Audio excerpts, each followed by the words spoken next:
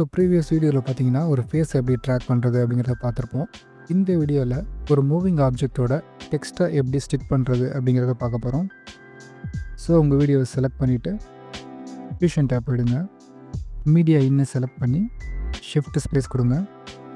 அதில் ட்ராக்கர் அப்படின்னு சொல்லிட்டு டைப் பண்ணுங்கள். ஸோ அந்த ட்ராக்கர்னோட ஆட் பண்ணுங்கள்.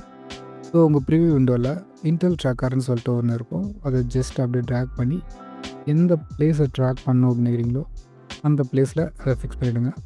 தென் ட்ராக்கர் செட்டிங்கில் போய்ட்டு ட்ராக் பண்ணுங்கள். ஸோ ட்ராக்கிங் கம்ப்ளீட் ஆகிடுச்சு. இப்போ டெக்ஸ்ட்டை ஆட் பண்ண போகிறோம். டெக்ஸ்ட்னோட செலக்ட் பண்ணி ஆட் பண்ணுங்கள்.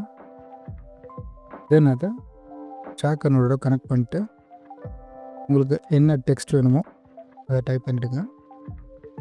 பட் இப்போ அந்த டெக்ஸ்ட் இங்கே விசிபிளாக இருக்காது.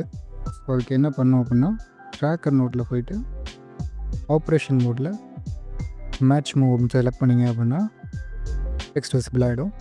தென் உங்கள் டெக்ஸ்ட்டை செலக்ட் பண்ணுங்கள்.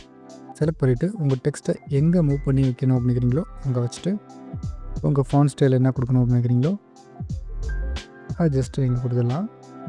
ரிவ்யூ செக் பண்ணி பார்த்தீங்கன்னா நம்ம டெக்ஸ்ட் வந்து அந்த மூவிங் ஆப்ஜெக்டோட அழகாக ட்ராக் ஆகிருக்கும்.